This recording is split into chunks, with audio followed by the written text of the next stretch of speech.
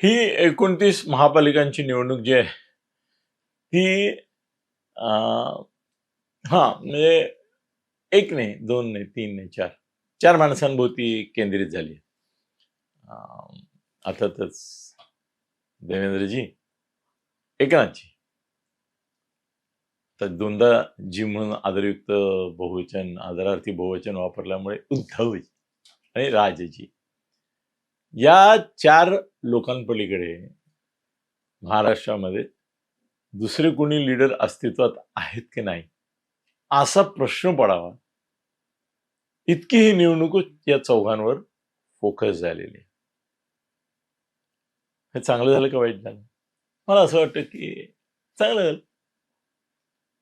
भारतीय जनता पक्षाच्या दृष्टीने तर फारच चांगलं झालं. याचं कारण असं आहे की देवेंद्र फडणवीस यांची पुण्याई जबरदस्त आहे, काम केलेलं आहे, दाखवलेलं आहे.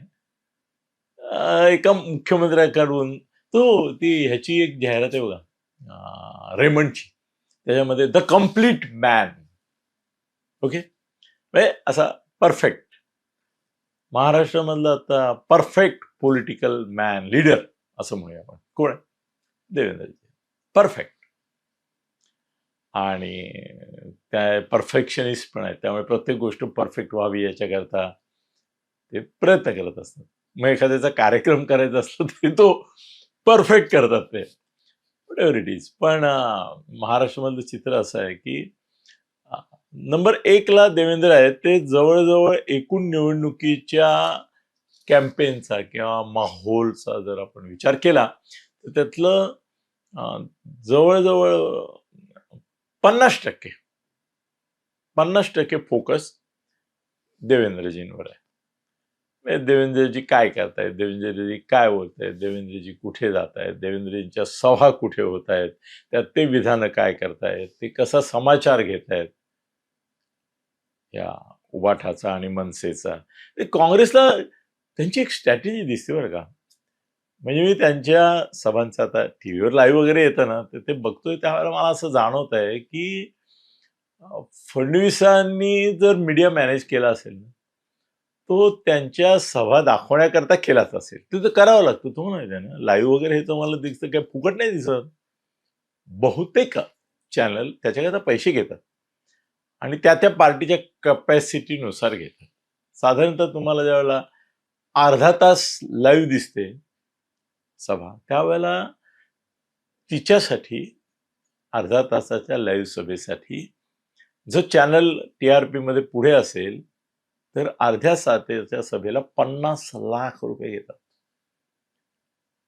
आता TRP जसा त्यांचा असेल त्याचप्रमाणे त्या पक्षाचाही TRP पाहिजे ना, पक्ष द्यायला सक्षम पाहिजे. असं मला सांगितलं तर आश्चर्य वाटेल.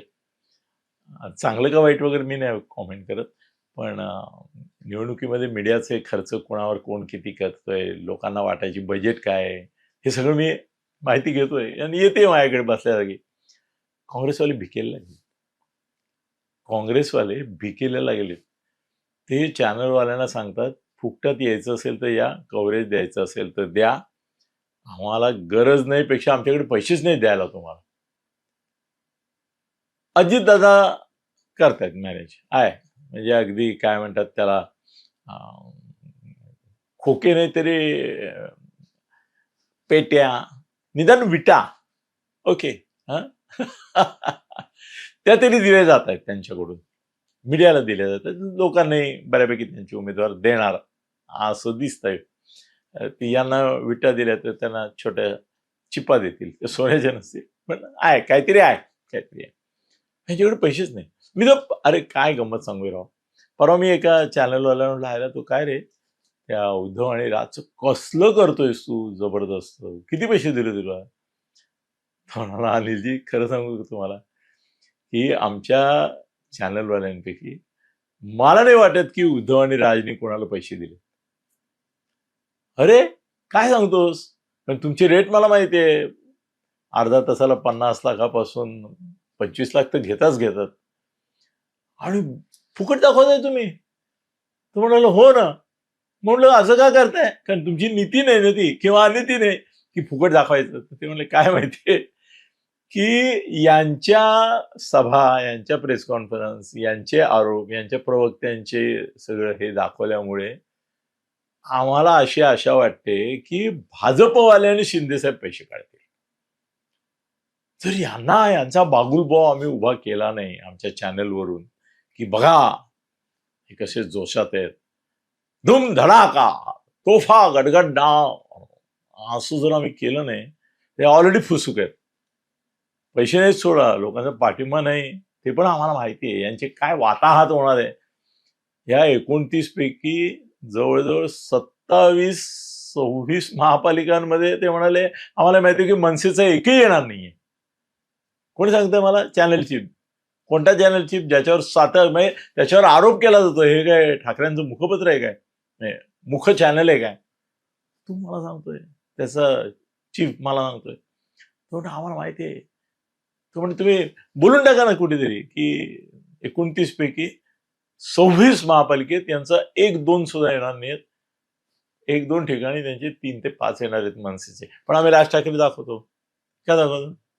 त्याचं कारण राज ठाकरे आम्ही दाखवतो तेव्हा बीजेपीचे जे नेते आहेत, नेते 2च आहेत बीजेपीमध्ये, ते थोडेसे अस्वस्थ होतात. ते म्हणतात अरे मीडिया ठाकरे बंधूंना उचलून धरतोय, मीडिया त्यांना ते हवा भरतोय, लोकांचं मत लोकांच्या समोर एक नॅरेटिव्ह सेट करतोय किंवा लढाई कोणामध्ये आहे? तर ती महायुती आणि ठाकरे ब्रँड, ती युती नाही आता ब्रँड नावाच्या त्यांच्यात आहे. आणि कदाचित त्याच्यामुळे काही लोक जे असे काठावर बसलेले असतात, कुंपणावर बसलेले असतात, त्यांना असं वाटू शकतं की बाबा यांची पण बऱ्यापैकी चलती असेल तर यांना मत देऊन बघू. यांच्याऐवजी आपला यांचा राग आहे तो कोणावर जरी काढायचा आहे ना, भाजपवरचा, शिंदे साहेबांवरचा राग काढायचा आहे ना, तर मग यांना मत देऊ. काँग्रेस गेली आहे असं होतं बरं का. मला गेल्या वेळेला गणेश नाईक पडले त्यावेळेला त्यांना मी म्हणलं तुम्ही कसे काय पडले? त्यामुळे काय करू, शिवसेना आणि भारतीय जनता पक्ष यांनी असं वातावरण निर्माण केलं की लढत आमच्याच मध्ये, ते वेगळे लढले होते ना त्यावेळीची गोष्ट, 24ची नाही त्याच्या आधीची.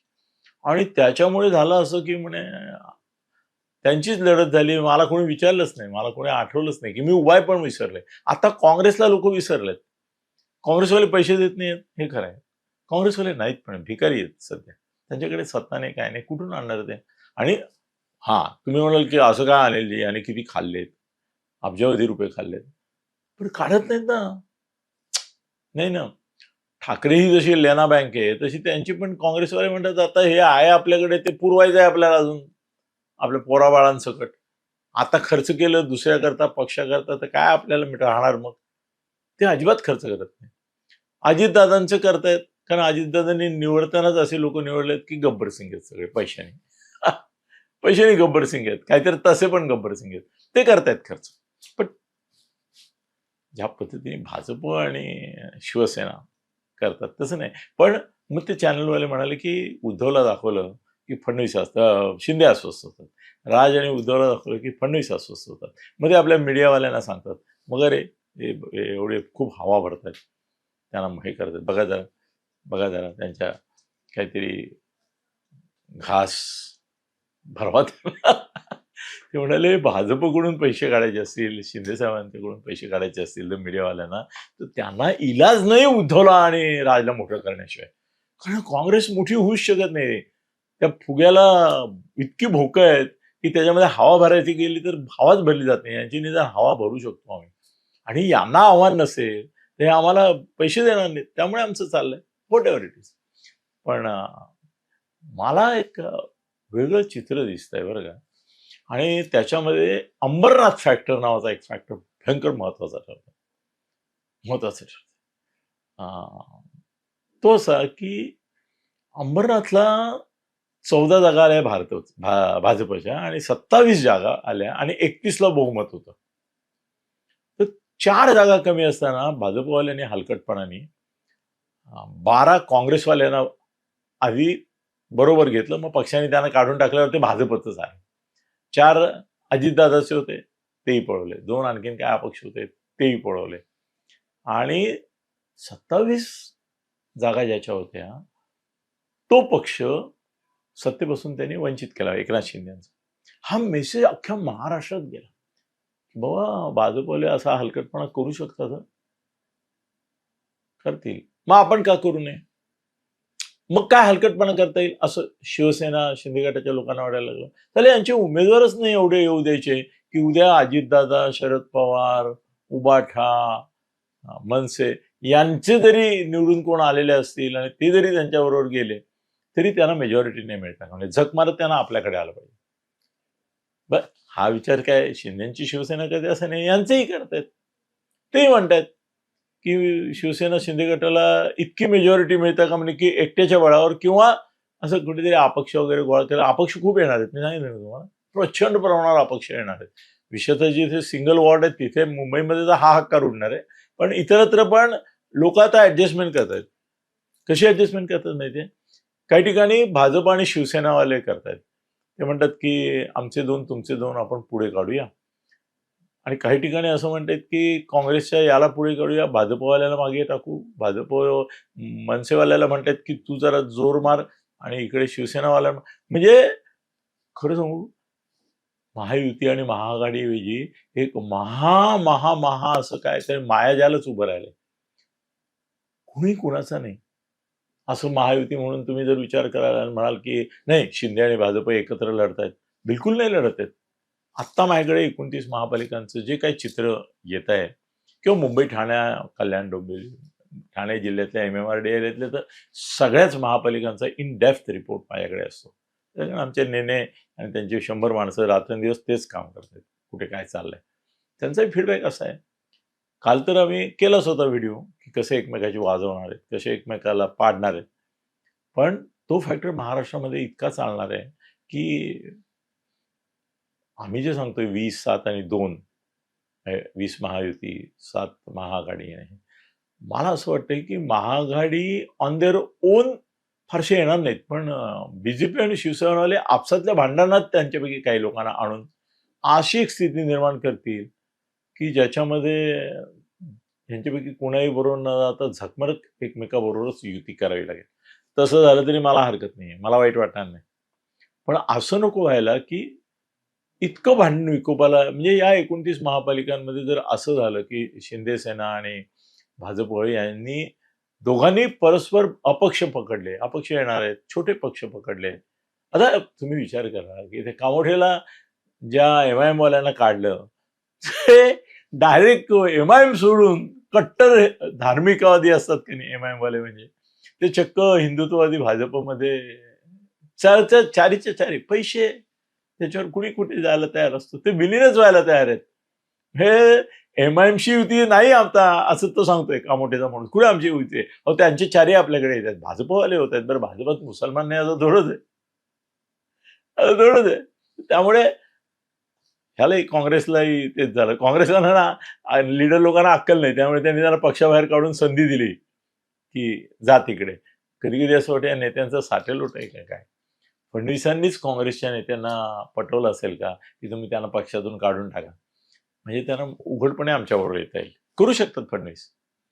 काँग्रेसवाल्यांनाही ते उपकार करत असतात वेळोवेळी. पर्सनल पैशाची कामं जी असतात काँग्रेसवाल्यांची, उबाठावाल्यांची, यांची ते करतात, त्यांना ओबलाइज ठेवतात. त्यामुळे त्यांनी पण सांगितलं असेल काँग्रेसच्या लीडरला, सांगितलं माहित नाही मला, पण सांगितलं असेल की बाबा त्यांना काढून टाका. त्यांनी ते काढलं नसतं ना काँग्रेसवाल्यांनी, तर यांची 25 वर्षे होती की मग थोडंसं तरी बंधन आलं असतं. आता तरी 12च्या 12 जातात म्हटल्यावर पक्षांतर बंदी कायदा लागू होत नव्हताच, पण व्हॉट एव्हर इट इज.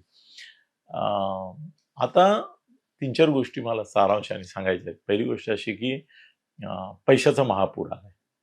पैशाचा महापूर आलाय, पण काँग्रेसवाले ना मतदारांवर ना मीडियावर खर्च करतायत. दुसरी गोष्ट, उबाठा आणि तुमचा मनसे, राज ठाकरे यांचा जो हवा फुगवली जाते ती खरी नाही आहे, ती खोटी आहे, फार खोटी आहे.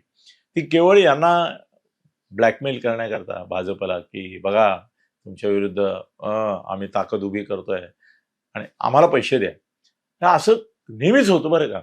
एकाकडून पैसे काढण्याकरता एखाद्या दुर्बळाला देखील सबल दाखवलं जातं की हा बाहुबली आहे, वळवा, बघा तुम्हाला टक्कर देतोय. ही टक्करची भावना भाजप आणि यांच्यात निर्माण करण्याकरता शिवसेनेमध्ये मीडिया हा खेळ करत आहे. त्याला माहिती आहे यांचे काय येणार काय नाही. किंवा कसं फूस होणार आहे. पण आत्ता टक्कर करतात, तर तो एक मुद्दा आहे.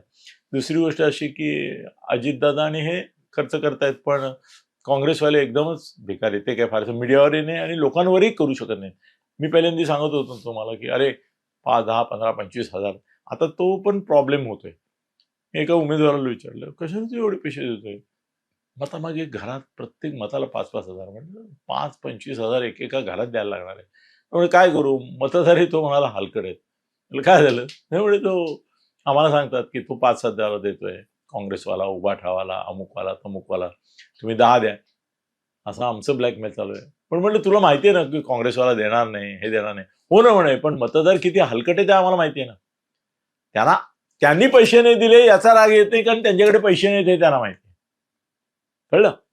त्यांच्याकडे पैसे नाहीत त्यामुळे त्यांनी पैसे दिले नाही याचा राग नाही. पण आमच्याकडे पैसे आहेत अशी त्यांची भावना ती तुमच्या मीडियानेच निर्माण केलेली असल्यामुळे आम्ही नाही पैसे दिले याच्या रागापोटी ते केवळ यांची जिरवायची आणि नाही पैसे दिले. मग त्यांनी नसते का दिले ना चालतील, पण आम्ही उभाठाला आणि याला मनसेला आणि काँग्रेसला मतदान करू.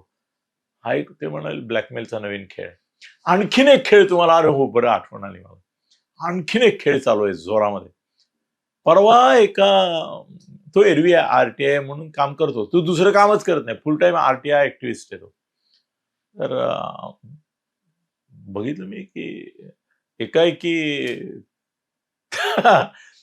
त्याची भाषा थोडी बदलल्यासारखी वाटली आणि काही लक्झरी आयटम्स मध्ये तो इंटरेस्टेड असं वाटलं. तो मला विचारत होतं की ते अमक्या गाडीची तमक्या गाडीची, हे काय, कुठली गाडी चांगली, कुठली. मी म्हटलं काय रे, निवडणुकीमध्ये तुला एवढा मोठा धनलाभ कुठून झाला? तू तर काय ऑफिशियल मीडिया चालवत नाहीस. मीडियावाला होतो ते बघतोय मी बऱ्याच बहुसंख्य. तर तो म्हणाला काय माहिती आहे, एक नवा धंदा मी शोधून काढलाय. म्हटलं काय? तो म्हणाला निवडणूक आचारसंहिता आहे की नाही, तर ते रिगरस आहे. ती म्हणे शेषनच्या काळातली निवडणूक संहिता आत्ता आहे, तिची अंमलबजावणी फक्त शेषन सक्तीने करत होते, तशी सक्ती करणारे लोक नाहीत. निवडणूक आयोगाचे बहुसंख्य लोक लोकल लेवलवरचे पैसे खातात आणि दुर्लक्ष करतात, आणि कुणी तक्रार आणली तर त्यांची पंचायत होते, नाहीतर मग काय नाही. तर तो म्हणाला मी असा धंदा, ज्या दिवशी निवडणुकीचं ते विड्रॉल होऊन अधिकृत उमेदवार ठरले त्या दिवशीपासून मी एक 4-5 पोरं ठेवली आहेत. ती ठाणे मुंबई, त्याचा धंदा ठाणे मुंबईत आहे. त्यामुळे दिवसभर फिरत राहतात आणि निवडणूक आचारसंहितेचा भंग कुठे कुठे कोणकोणत्या उमेदवाराकडून होतोय त्याची क्लिप, ते काय त्या लोकांना असं वाटतं की हे पत्रकार असतील, मीडियावाले आहेत, अरे वा आमची उलट पब्लिसिटी होणार वगैरे, तर ते कुणी आक्षेपच घेत नाही. त्यांच्या ऑफिसचे पण हे केले तरी आक्षेप घेत नाही. पण मग एक अशी जवळजवळ 25 कलमं आहेत निवडणूक आयोगाच्या आचारसंहितेत की ज्याचं उल्लंघन करूनच किंवा केल्याशिवाय प्रचार होतच नाही, सर्रास केलं जातं. अजून तर मतदारांना पैसे वाटायची वेळ आली नाही, शेवटच्या 48 तासात वाटणार ते. पण बाकी भंग पुष्कळ चालतात. पेपरच्या कॉपी घेतात, सोशल मीडियावर काय करतात, पेपरच्या कॉपी दाखवतात की 1,000 कॉपी विकत घेतल्या, पेपरची काय 5 रुपये किंमत आहे, त्याप्रमाणे 5,000 रुपये त्यांना दिले. प्रत्यक्षामध्ये जेवढे मतदार असतील, समजा 50,000 मतदार असतील, तर 25,000 कॉपी घेतात. त्याचा गठ्ठा ठेवलेला असतो तिथे ऑफिसमध्ये, तो तिथून वाटायला जातो. आमचे लोक ते 25,000च्या गठ्ठ्याचे फोटो काढतात, संध्याकाळी ते हे भरतात ना त्यांचा रोजचा निवडणुकीचा हिशोब, त्याच्यामध्ये बघतात याने किती कॉपी दाखवल्या, याने दाखवल्या 1,000. गठ्ठा आपल्याकडे 5चा याचा फोटो आहे. मग लगेच ते निवडणूक अधिकाऱ्याकडे तक्रार करतात स्थानिक आणि म्हणतात की यांच्याकडे 25,000चा गठ्ठा आहे, हा फोटो, हा कार्यालय, याने 1,000 दाखवलाय, ही चिटिंग आहे.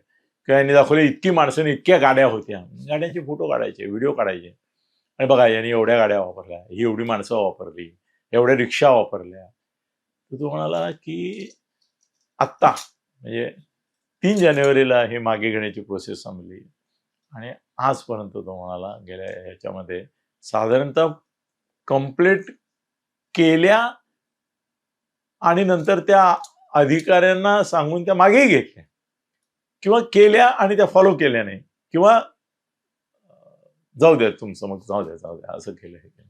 तर तो म्हणाला त्यातून मला 10 लाख रुपये मिळाले एवढ्या दिवसात.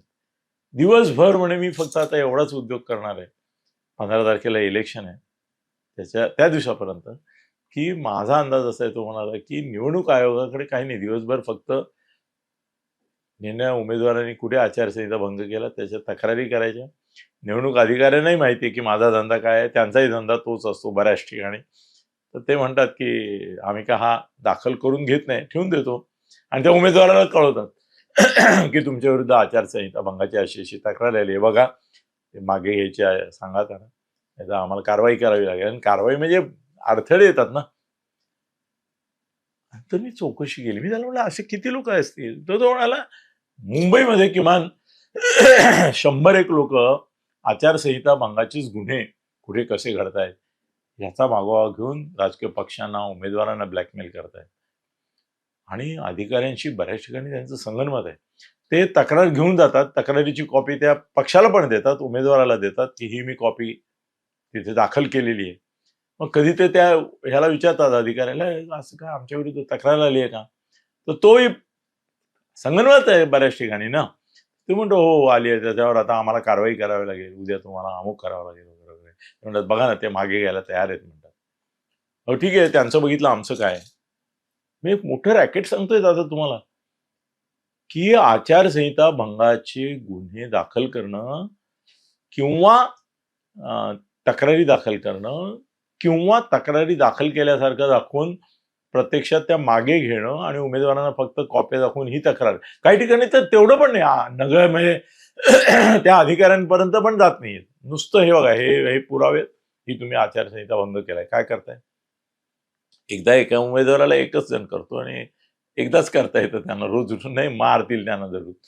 तर चाललंय. तर मुंबईमध्ये माझ्या अंदाजानुसार आता हे जे काय 100-200 लोक सुटलेत ना आचारसंहिता भंगाच्या नावाखाली पैसे गोळा करायला, आरटी ऍक्टिव्हिस्ट करतात बरेचसे, हे तुम्हाला मी वारंवार सांगितलंय.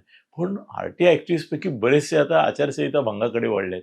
आणि मला वाटतं मुंबईमध्ये 5-25 करोड रुपये आणि ठाण्यामध्ये सुद्धा 2-5 करोड रुपये आचारसंहिता भंगाच्या तक्रारी करण्याच्या नावाखाली, आणि विरोधी पक्षाचे जे असतात समोरचे तेही करतात, ना हे असं झालं तसं झालं. पण एक धंदा झाला तो, हे कुणी सांगितलं होतं तुम्हाला? नव्हतं. मी निवडणूक आयोगाचे जे अध्यक्ष आहेत वाघमारे साहेब, त्यांनाही मी सांगतो की तुमच्याकडे येणाऱ्या तक्रारींचं काय होतं पुढे? अधिकारी दाखल करून घेतात का नुसतेच कागद ठेवतायत? त्यांच्यावरही वॉच ठेवा. मीडियावर वॉच ठेवताय, इकडे ठेवताय, तसं याच्यावरही ठेवा. आणि हा मोठा एक धंदा आहे. आज मला वाटतं मला छोटे काय बऱ्याच गोष्टी सांगायच्या होत्या, त्या मी तुमच्याशी बोललो, मी प्रेमाने ऐकल्या. धन्यवाद.